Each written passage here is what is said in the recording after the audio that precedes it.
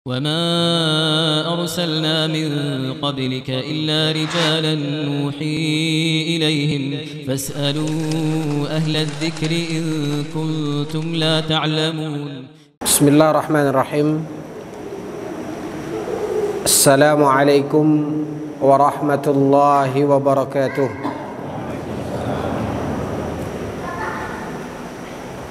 الحمد لله حمدا كثيرا طيبا مباركا فيه كما يحب ربنا ويرضى. أشهد أن لا إله إلا الله وحده لا شريك له وأشهد أن محمدا عبده ورسوله لا نبي بعده.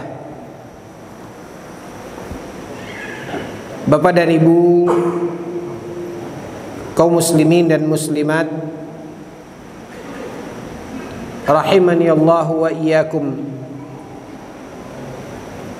Puji dan syukur kita munajatkan kehadirat Allah Subhanahu wa taala. Salawat beserta salam pada junjungan kita Nabi Muhammad sallallahu alaihi wasallam. Kaum muslimin, di dalam agama kita sebagaimana kita ketahui, gerbang utama untuk masuk ke dalam agama kita adalah mengucapkan dua kalimat syahadat sebagai kesaksian dan ikrar seorang manusia dengan keyakinan bahwasanya tidak ada yang berhak untuk diibadati selain daripada Allah Subhanahu wa ta'ala. Dan inilah ikrar yang pertama dalam dua kalimat ini yang kita kenal dan sebut dengan syahadat la ilaha illallah. Inilah yang diucapkan oleh seseorang untuk memasuki gerbang awal ke dalam agama yang mulia, agama yang diridhai oleh Allah Subhanahu wa taala ini.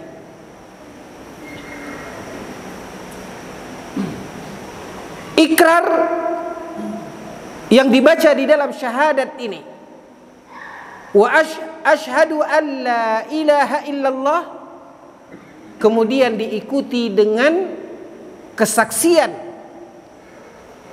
bahwasanya dia meyakini sepenuh hati bahwasanya ada seorang manusia yang telah dipilih oleh Allah Subhanahu wa ta'ala dan dijadikan oleh Allah sebagai seorang rasul yang Allah beri amanah wahyu dari Allah Subhanahu wa ta'ala agar disampaikan kepada umat manusia. Ikrar dan keyakinan ini tertuang di dalam syahadat kita yang kedua, yaitu wa asyhadu anna Muhammadar Rasulullah. Kesaksian bahwasanya Nabi Muhammad sallallahu alaihi wasallam kita yakini adalah sebagai seorang nabi dan rasul Allah Subhanahu wa taala. Nah, ikhwatal iman, dua kalimat syahadat ini menjadi salah satu dari rukun agama kita. Dan dia diumpamakan sebagai gerbang awal bagi seseorang ketika memasuki agama yang mulia ini. agama yang diridhai oleh Allah Subhanahu wa taala, yaitu Islam. Dan ketika kita memandang dan melihat ikhwatal iman, di mana dua kalimat syahadat ini sesungguhnya adalah dua hal yang tidak bisa dipisahkan antara kesaksian dan keyakinan bahwasanya tidak ada yang dapat diibadati dan disembah secara hak kecuali Allah Subhanahu wa taala. Dan ketika kita ingin menunaikan peribadatan kepada zat yang maha agung yang telah menciptakan kita, zat yang berhak satu-satunya untuk disembah dan diibadati, maka tidak akan mungkin seseorang dapat mewujudkan peribadatan kepada sang pencipta tersebut kecuali dengan menauladani dan mengikuti Nabi yang telah diutus oleh Allah Subhanahu wa taala, yang telah kita yakini sebagai seorang nabi dan rasul Allah tabaraka wa taala. Sehingga ikhwatal iman, a'azani Allah wa iyyakum, dua kalimat syahadat ini nyaris selalu diucapkan dan selalu diungkapkan berbaringan. Asyhadu an la ilaha illallah wa asyhadu anna Muhammadar Rasulullah. Dalam keseharian seorang mukmin, baik di luar salat maupun di dalam salat, karena masing-masing memiliki hubungan yang erat yang tidak bisa dipisahkan. Makanya kaum muslimin yang dimuliakan oleh Allah, di dalam Al-Quranul Karim Allah tabaraka wa ta'ala berfirman, kata Allah Subhanahu wa ta'ala, qul in kuntum tuhibbunallah fattabi'uni. Kata Allah Subhanahu wa ta'ala, sampaikan dan ucapkan kepada mereka, katakan kepada mereka, in kuntum tuhibbunallah, jika benar seperti yang kalian katakan atau yang kalian ucapkan, bahwasanya kalian mencintai Allah, beribadah kepada Allah, mentauhidkan Allah, maka kaum muslimin yang dimuliakan oleh Allah, apa kata Allah? Fattabi'uni. Tidak akan mungkin seseorang mentauhidkan Allah, beribadah kepada Allah, menyembah kepada Allah dengan cara peribadatan yang tepat dan benar, kecuali dengan mengikuti Rasul yang Allah Subhanahu wa ta'ala telah utus, yang dia yakini sebagai seorang nabi, yang dia yakini sebagai seorang rasul. Makanya kaum muslimin yang dimuliakan oleh Allah, dari dua syahadat ini yang ingin kita garis bawahi pada kesempatan yang berbahagia ini adalah apa yang menjadi konsekuensi dari ungkapan dan ucapan kita ketika kita mengatakan dan meyakini serta mengikrarkan bahwasanya Nabi Muhammad sallallahu alaihi wasallam kita yakini sebagai seorang nabi dan rasul yang diutus oleh Allah Subhanahu wa taala.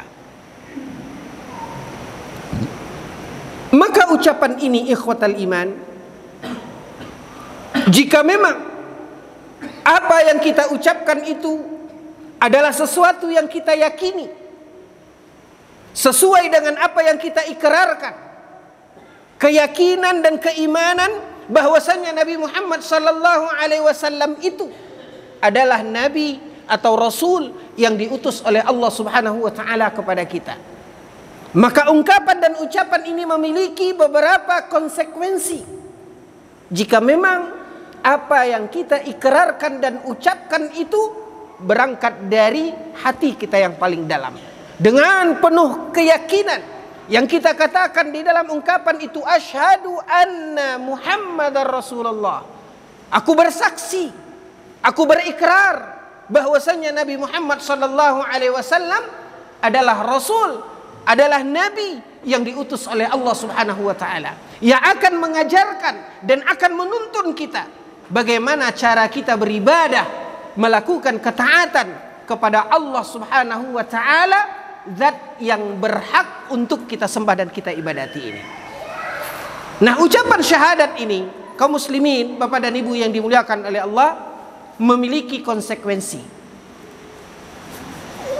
Di mana dikatakan dan diuraikan oleh para ulama di dalam kitab-kitab akidah bahwasanya yang menjadi konsekuensi dari syahadat ketika kita meyakini dan mengikrarkan wa asyhadu anna Muhammadar Rasulullah, maka konsekuensinya kaum muslimin yang dimuliakan oleh Allah, yang pertama,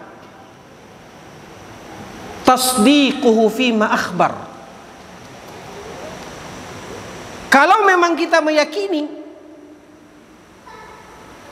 Nabi Muhammad sallallahu alaihi wasallam ini adalah seorang rasul, adalah seorang nabi, maka kaum muslimin yang dimuliakan oleh Allah, kita berkewajiban untuk tasdiquhu fima akhbar,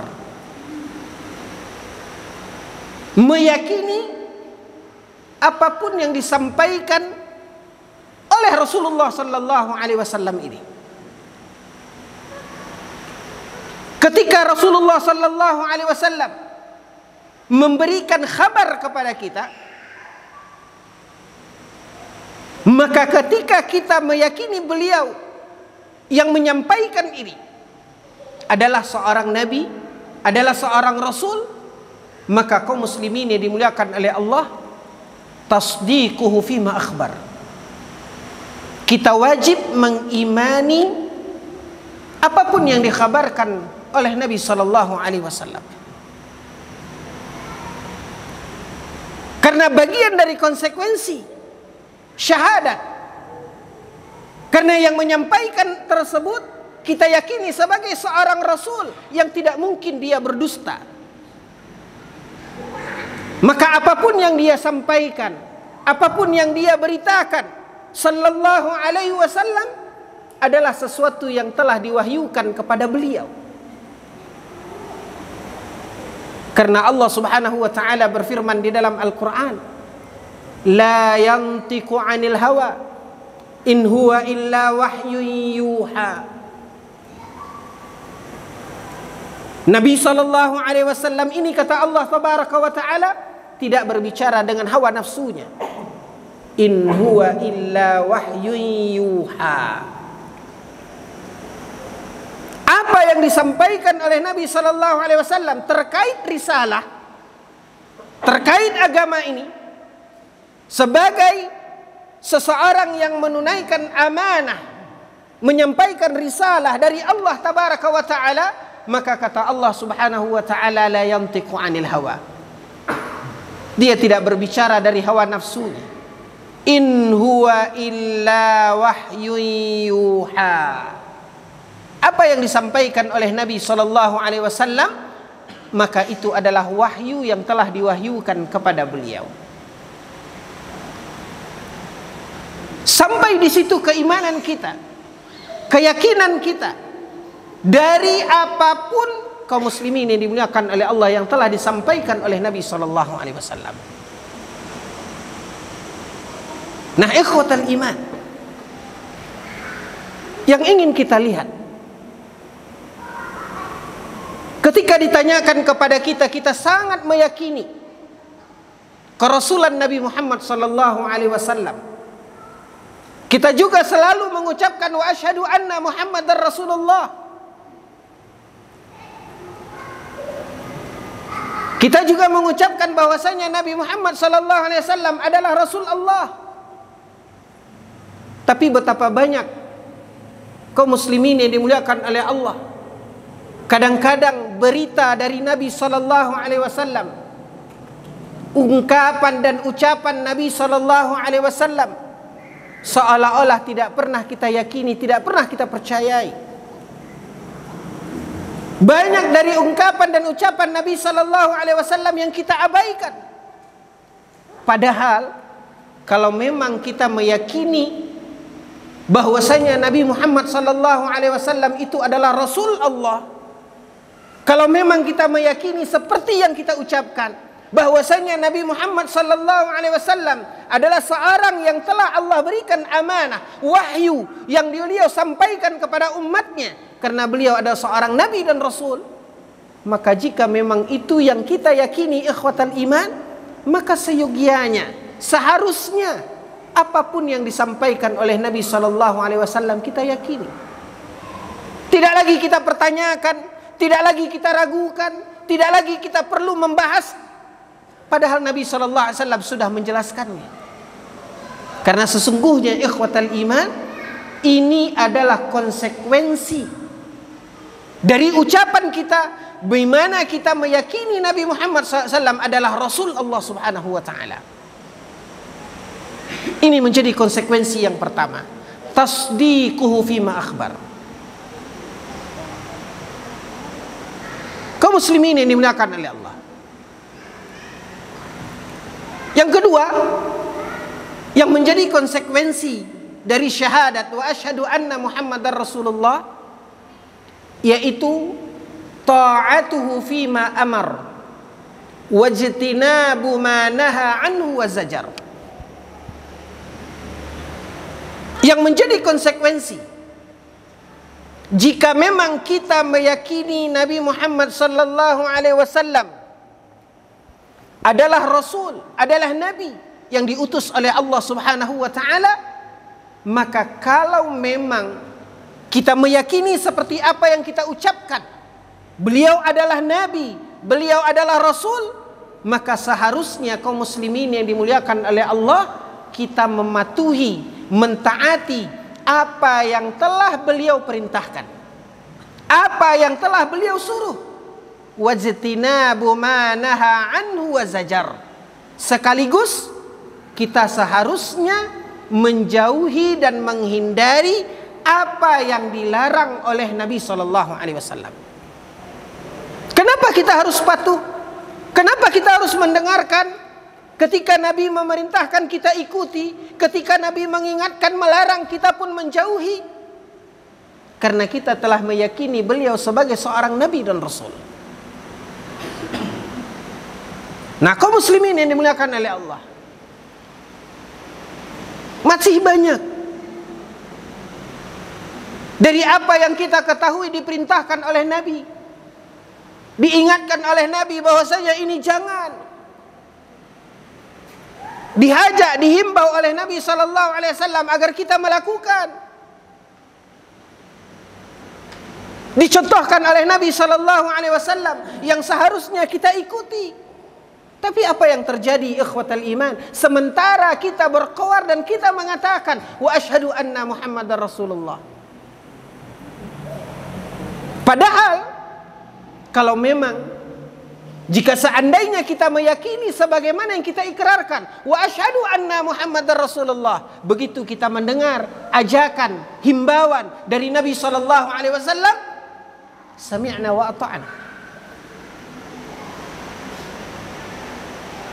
Nah, kaum muslimin yang dimuliakan oleh Allah, ini yang ingin kita pandang, ini yang ingin kita buka mata dan hati kita. Sudahkah kita aplikasikan? Sudahkah kita wujudkan apa yang menjadi konsekuensi dari ucapan syahadat kita? Bukan hanya sekadar kita mengucapkan syahadat wa asyhadu anna Muhammadar Rasulullah, tapi apa buahnya? Buat apa kita mengatakan wa asyhadu anna Muhammadar Rasulullah? Apa yang seharusnya kita lakukan? Maka inilah dia kaum muslimin yang dimuliakan oleh Allah, tasdiquhu fima akhbar.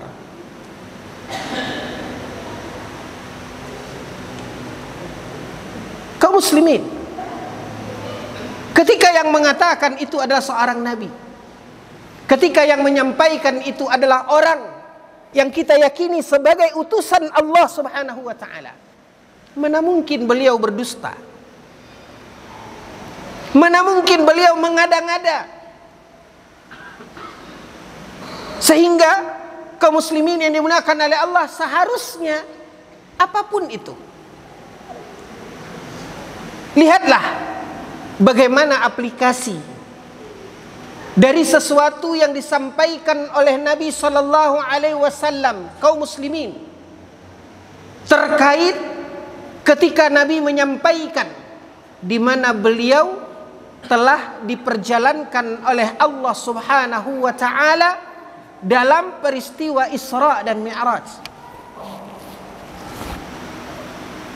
Ikhwatal iman, perjalanan dari Mekah, dari Masjidil Haram ke Baitul Maqdis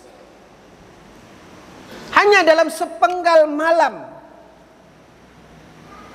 adalah sesuatu yang mustahil bila dilihat dari jarak. Belum lagi ketika Nabi SAW menyampaikan perjalanan beliau dari Baitul Maqdis ke Sidratil Muntaha. Ini lebih lagi mustahil. Sehingga ketika Nabi SAW menyampaikan itu, ikhwatal iman, dan orang-orang memandang dengan sesuatu yang mereka ukur dengan akal mereka, yang rasanya adalah suatu hal yang mustahil, hal yang tidak mungkin, maka mulailah mereka menghina, mengejek, mencibir kepada Nabi SAW akan apa yang telah beliau khabarkan, apa yang telah beliau ceritakan. Nah, ikhwatal iman,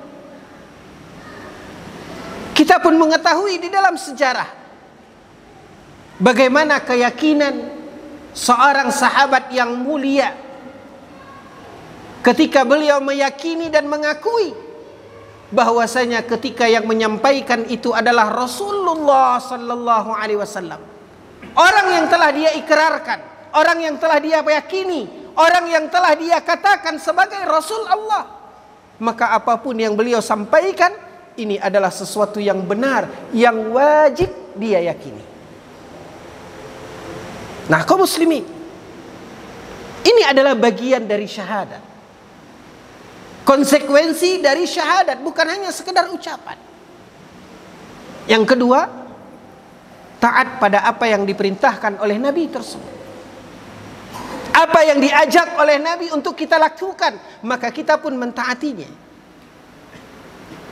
Apapun yang dilarang dan disampaikan serta diingatkan oleh Nabi SAW agar kita menjauhinya, maka jauhi itu. Lalu yang ketiga, ikhwatal iman, yang menjadi konsekuensi dalam ungkapan syahadat kita, kalau memang benar kita meyakini Nabi Muhammad SAW adalah Rasul Allah, maka konsekuensi di balik ungkapan ini adalah wa alla ya'budallaha illa bima syara'. Wa alla ya'budallaha illa bima syara'. Artinya, tidak beribadah kepada Allah Subhanahu wa taala kecuali dengan apa yang beliau syariatkan. Karena kalau beliau adalah seorang nabi yang diberi wahyu oleh Allah Subhanahu wa taala, yang Allah beri amanah dan Allah titipkan dan jadikan beliau sebagai qudwah, panutan, uswah, sebagaimana dikatakan oleh Allah di dalam Al-Quran, maka tentu ikhwatal iman, beliau adalah orang yang paling memahami bagaimana cara beribadah kepada Allah Subhanahu wa taala.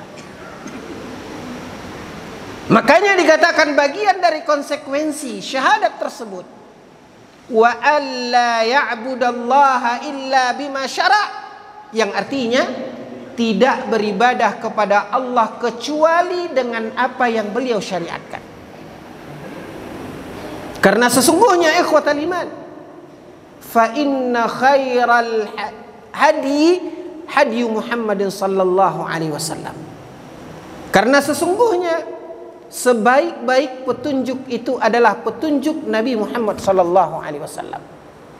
Apa yang diajarkan oleh Nabi sallallahu alaihi wasallam, apa yang telah dicontohkan oleh Nabi sallallahu alaihi wasallam, maka itu adalah sebaik-baik petunjuk. Sehingga ikhwatal iman, kalau memang kita meyakini Nabi Muhammad sallallahu alaihi wasallam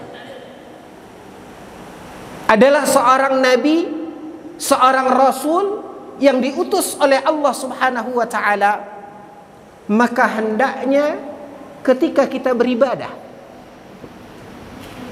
kita menauladani bagaimana cara ibadah yang dicontohkan oleh Nabi sallallahu alaihi wasallam. Karena tidak ada orang yang lebih faham bagaimana cara beribadah melebihi dari Nabi sallallahu alaihi wasallam. Karena tidak ada petunjuk yang lebih sempurna, yang lebih baik dari petunjuk Nabi sallallahu alaihi wasallam di dalam bagaimana cara beribadah tersebut. Dan ini menjadi sekali lagi kaum muslimin yang dimuliakan oleh Allah, konsekuensi dari syahadat wa asyhadu anna Muhammadar Rasulullah. Sehingga kaum muslimin, dari konsekuensi ini,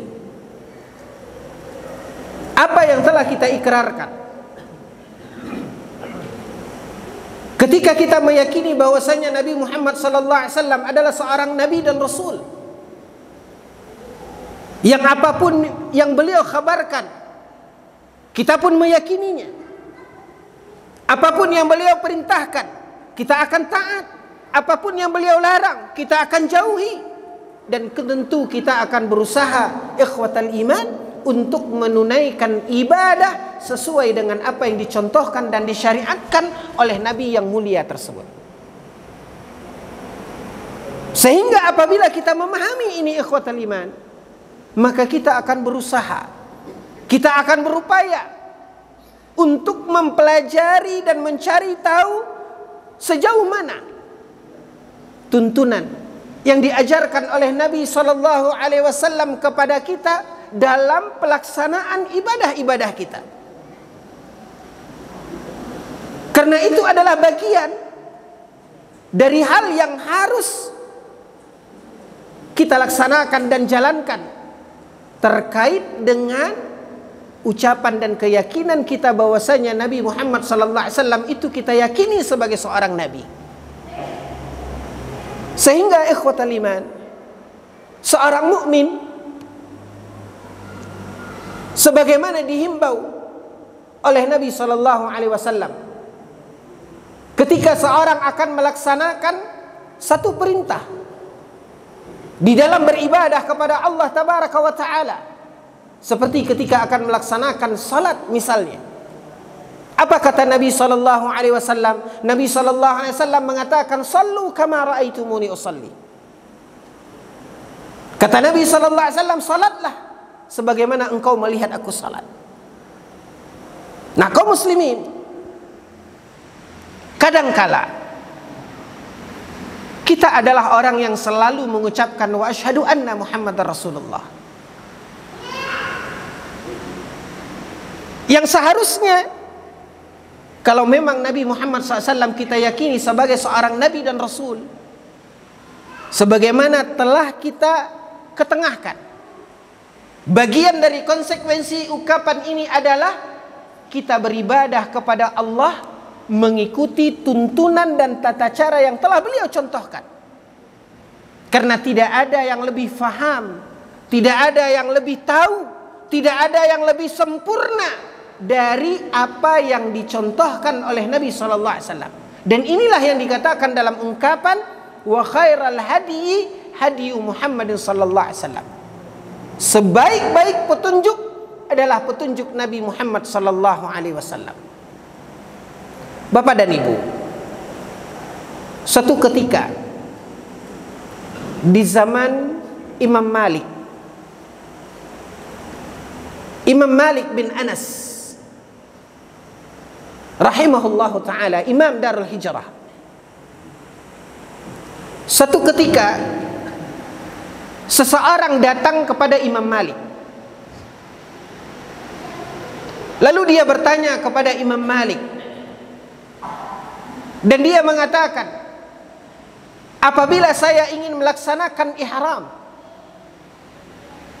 apakah itu ihram untuk pelaksanaan ibadah umrah ataupun haji? Lalu kemudian dia bertanya kepada Imam Malik, "Famin aina abda?" Wahai Imam Malik, Kalau aku ingin melaksanakan ibadah ihram, baik itu untuk umrah ataupun untuk haji, maka dari mana aku memulai ihramku? Bapak Ibu, kita mengetahui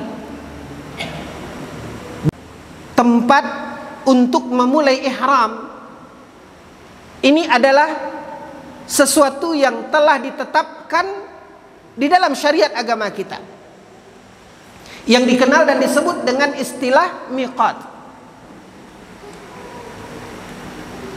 Rasulullah sallallahu alaihi wasallam telah menunjukkan dan telah mengajarkan tempat-tempat orang-orang akan memulai ihramnya, dan diantaranya ketika orang-orang penduduk Madinah, Nabi sallallahu alaihi wasallam mengatakan dan menetapkan tempat ihramnya itu adalah Bir Ali atau Dzul Hulaifah. Nabi mengatakan hunna lahunna waliman ata alaihinna liman arada al-hajj wal umrah. Maka inilah tempat bagi penduduk negeri tersebut, yaitu ahli Madinah atau orang yang melewati tempat itu ketika mereka ingin melaksanakan ibadah haji dan umrah. Maka ketika orang itu bertanya kepada Imam Malik, dari mana aku memulai ihramku? Maka Imam Malik mengajarkan, kata Imam Malik, ibda min makanin yabda'u minhu Nabi sallallahu alaihi wasallam. Di perbatasan sebelum kita meninggalkan kota Madinah. Kaum muslimin, apa kata lelaki tersebut? Ketika Imam Malik mengingatkannya agar dia menauladani Nabi sallallahu alaihi wasallam, dan dia adalah orang yang selalu mengucapkan wa asyhadu anna Muhammadar Rasulullah. Tetapi ikhwatal iman, ketika dia tidak faham dengan konsekuensi ini, padahal Imam Malik telah mengajarkan kepada dia agar dia mencontoh dari mana Nabi memulai ihramnya, karena sesungguhnya itulah sebaik-baik petunjuk, seperti poin yang tadi kita uraikan. Tetapi kaum muslimin, apa kata lelaki tersebut? Lelaki ini berpendapat, lelaki ini mengatakan, kenapa mesti di Bir Ali? Kenapa mesti di miqat? Bukankah di kota Madinah ada tempat yang lebih mulia, yaitu Masjid Nabi sallallahu alaihi wasallam? Bahkan ada tempat, ada sisi di Masjid Nabi yang dikatakan sebagai raudhatun min riyadil jannah, taman daripada taman-taman surga. Lalu dia pun berpendapat, dia pun mengatakan, kaum muslimin yang dimuliakan oleh Allah, kenapa kita tidak memulai dari tempat yang lebih mulia? Menurut pandangannya, menurut pikirannya, sementara Nabi SAW telah menunjukkan di mana keimanan kita, di mana keyakinan kita bahwasanya khairal hadi Muhammadin sallallahu alaihi wasallam. Sebaik-baik petunjuk adalah petunjuk Nabi sallallahu alaihi wasallam. Bapak dan Ibu, dalam kisah orang yang bertanya kepada Imam Malik ini menggambarkan bagaimana kadangkala iblis mempermainkan kita. Ini orang adalah seorang yang beriman. Dia ingin melaksanakan satu ibadah kepada Allah, sebuah ketaatan, yaitu ibadah umrah, melaksanakan ihram. Harusnya dalam kaidah dan prinsip yang kita katakan, kalau memang kita meyakini Nabi Muhammad SAW adalah sebagai Rasul, sesungguhnya konsekuensinya berarti beliau adalah orang yang paling mengerti dan paling faham bagaimana cara beribadah kepada Allah Subhanahu wa taala. Makanya Rasulullah SAW terkait ibadah haji dan umrah, juga Nabi SAW mengatakan khudhu anni manasikakum. Ikuti contoh kata Nabi SAW, ambil dariku bagaimana cara manasikmu, cara pelaksanaan ibadah haji dan umrahmu. Karena wa khairal hadi hadi Muhammad SAW, karena sebaik-baik petunjuk adalah petunjuk Nabi Muhammad SAW. Nah, lihatlah ikhwatal iman, orang yang dia berangkat dengan kesadaran ingin beribadah kepada Allah, melakukan sebuah ketaatan ihram, padahal dia mengetahui Nabi SAW memulai ihramnya dari miqat yang dikenal dengan Bir Ali atau Dzulhulaifah. Tapi lihat bagaimana kemudian sangkaan dia, apa yang ada di kepalanya. Dia menganggap, meragukan apa yang telah dicontohkan dan dilakukan oleh Nabi Sallallahu Alaihi Wasallam. Kenapa mesti Bir Ali? Kenapa tidak Masjid Nabawi? Bukankah Masjid Nabawi lebih afdal, lebih baik, lebih mulia? Kaum muslimin yang dimuliakan oleh Allah. Padahal prinsipnya, makanya kita katakan syahadat, konsekuensi syahadat wa anna Muhammadar Rasulullah ini sesungguhnya adalah konsep beragama.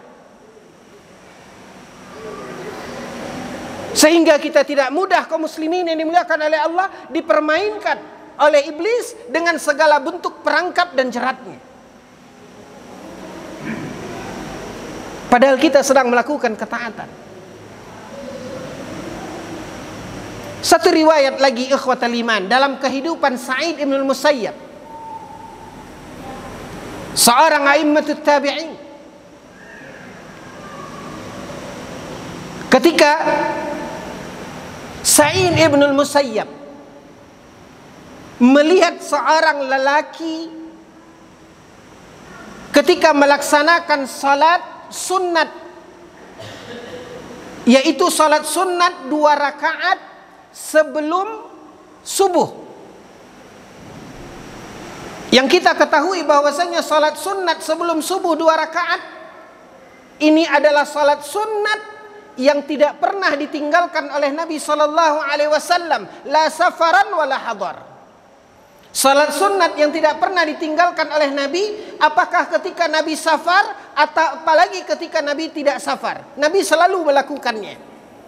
Bahkan di dalam beberapa riwayat, saking pentingnya, saking Nabi menjaga salat sunat fajar atau salat sunat sebelum subuh ini, maka ketika Nabi SAW suatu hari luput oleh beliau, tidak sempat beliau mengerjakannya, maka dikatakan di dalam hadis anna Nabi sallallahu alaihi wasallam qadaha. Nabi sallallahu alaihi wasallam mengqadanya, menggantinya. Begitu besar keutamaannya. Tidak pernah diabaikan dan ditinggalkan oleh Nabi SAW. Tetapi di balik keutamaan ini kaum muslimin, prinsip beragama yang tadi kita tekankan tadi adalah tunaikan dan lakukan seperti apa yang diajarkan oleh Nabi SAW. Bagaimana Nabi ketika melaksanakan salat 2 rakaat sebelum subuh ini? Dikatakan Nabi SAW sallaha rak'ataini khafifataini. Nabi melaksanakannya dengan melaksanakan salat 2 rakaat ringan, pendek bacaannya, ringkas salatnya. Bahkan ketika Aisyah radhiyallahu anha menceritakan salat Nabi sallallahu alaihi wasallam saking ringkasnya, maka Aisyah mengatakan, hampir-hampir aku mengira Nabi sallallahu alaihi wasallam tidak membaca Al-Fatihah, saking ringkasnya. Pasti Nabi membaca karena Al-Fatihah adalah rukun.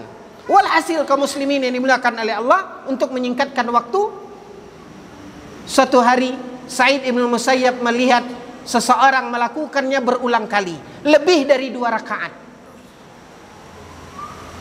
Dia sholat 2 rakaat, setelah itu berdiri lagi, lakukan lagi, sampai akhirnya ditegur oleh Sa'id ibn Musayyab, dan Sa'id mengatakan cukup. Ketika ditegur dan dilarang oleh Sa'id, Maka lelaki itu melihat kepada Sa'id, seolah-olah dia mengingkari dan dia mengatakan, ayu'adzibanillahu bi salati? Kenapa engkau larang aku salat? Sudah 2 rakaat aku ulangi, 2 rakaat aku ulangi. Kenapa engkau katakan cukup, hasbuk? Kenapa engkau larang? Apakah Allah akan mengazabku karena salatku ini? Lihat, karena dia melakukan ketaatan, salat, ibadah. Apa kata Said Ibn Musayyab yang perlu kita garis bawahi kembali sebagai kaidah beragama kita kaum muslimin? Apa kata Said Ibn Musayyab? Allah tidak akan mengazabmu karena lantaran salatmu, tapi ingatlah, Allah akan mengazabmu karena engkau telah menyelisihi nabinya yang mulia, Nabi Muhammad SAW. Karena bukan begitu caranya Nabi SAW. Nah, makanya ikhwatal iman, sebagai penutup, poin yang ingin kita tegaskan, berhati-hati kita dengan perangkap iblis yang kadang-kadang kita memandang sesuatu yang kita lakukan lebih baik, lebih mulia, lebih utama dari apa yang dicontohkan oleh Nabi sallallahu alaihi wasallam. Sebagai contoh, kalau tidak percaya, kaum muslimin ini dimuliakan oleh Allah, lihat di dalam salat. Satu ibadah yang kita lakukan, kita tahu bahwasanya di dalam salat yang kita laksanakan itu, ketika kita salat, kita disuruh untuk melihat tempat sujud. Pandangan mata kita ke tempat sujud. Itu petunjuk Nabi SAW. Satu petunjuk yang sempurna. Tapi jujur kaum muslimin yang dimuliakan oleh Allah, ketika kita salat, justru saat salat itu kita pejamkan mata kita. Berbeda dengan apa yang diajarkan oleh Nabi SAW. Apa yang kita rasakan? Iblis mempermainkan perasaan kita, seolah-olah salat kita lebih khusyuk, seolah-olah salat kita lebih tenang. Padahal petunjuk Nabi mengatakan, pandang tempat sujud, bukan pejam mata. Maka inilah dia ikhwatal iman. Mari, sekali lagi, mari kita manfaatkan waktu yang masih Allah Subhanahu wa taala berikan kepada kita untuk kembali kita mempelajari, mengenali tuntunan Nabi sallallahu alaihi wasallam, lalu kita amalkan. Kenapa? Karena mau tidak mau ikhwatal iman, ini adalah sebuah konsekuensi kalau memang kita meyakini Nabi Muhammad itu adalah Rasul Allah Subhanahu wa taala.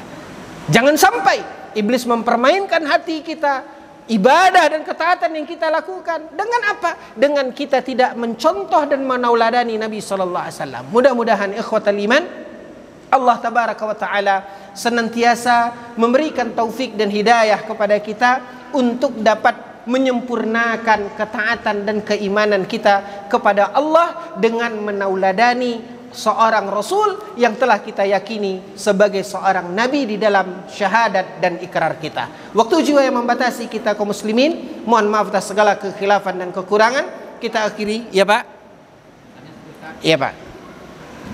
Tadi disampaikan salah satu sholat sunat yang hampir tidak ditinggalkan adalah sholat fajar. Iya. Saking pentingnya, suatu saat Nabi lupa. Iya. Dan mengkodonya. Iya. Kapan waktu sampai tepat untuk mengkodoh sholat? Baik. Kaum muslimin yang dimuliakan oleh Allah, dikatakan di dalam hadis bahwasanya Nabi SAW suatu hari fataha, luput dari Nabi. Ya, artinya tidak terkerjakan oleh Nabi SAW. Lalu kaum muslimin, dikatakan Nabi SAW qadaha. Nabi SAW mengqadanya. Nabi SAW menggantinya pada waktu yang lain. Nah, pertanyaannya, kapan Nabi SAW menggantinya? Syekh Abdul Aziz bin Abdullah bin Baz ketika menguraikan masalah ini, beliau menyebutkan bahwasanya ada 2 riwayat atau ada 2 hadis yang menceritakan Nabi SAW mengqadha atau mengqadha salat qabliyah subuh ini. Ada 2 riwayat, ada 2 hadis. Hadis yang pertama mengatakan Nabi SAW qadhaha ba'da salatil fajri. Nabi SAW mengqadhanya atau menggantinya ketika luput salat 2 rakaat sebelum subuh ini, lalu luput, tidak sempat. Nabi SAW qadaha ba'da salatil fajri. Nabi SAW menggantinya setelah salat subuh. Itu dalam hadis. Hadis yang pertama. Hadis yang kedua dikatakan Nabi SAW pernah juga mengqadanya, menggantinya ba'da tulu'il fajri, yaitu setelah terbitnya, ba'da tulu'is syamsi, ba'da tulu'is syamsi, yaitu setelah terbitnya matahari. Setelah lewat waktu terlarang salat, Nabi SAW setelah terbit matahari, Nabi SAW qadaha, Nabi mengqadanya. Syekh Abdul Aziz bin Abdullah bin Baz wathani afdal. Syekh Abdul Aziz bin Abdullah bin Baz mengatakan yang kedua, yaitu mengqadanya setelah terbit matahari, ini lebih afdal dan hadisnya, dalilnya lebih banyak. Kesimpulannya kaum muslimin yang dimuliakan oleh Allah, kapan kita mengqadanya? Berdasarkan hadis ini boleh 2. Boleh setelah subuh dan boleh setelah terbitnya matahari. Sebagaimana Syekh Abdul Aziz bin Abdullah bin Baz mengatakan, mengqadanya setelah terbit matahari ini jauh lebih afdal, ini lebih afdal karena hadisnya lebih banyak. Wallahu ta'ala a'lam. Saya rasa cukup. Mohon maaf atas segala kekhilafan dan kekurangan. Kita akhiri dengan doa kafaratul majlis. Subhanakallahumma bihamdika asyhadu an la ilaha illa anta astaghfiruka wa atubu ilaik. Wassalamualaikum warahmatullahi wabarakatuh.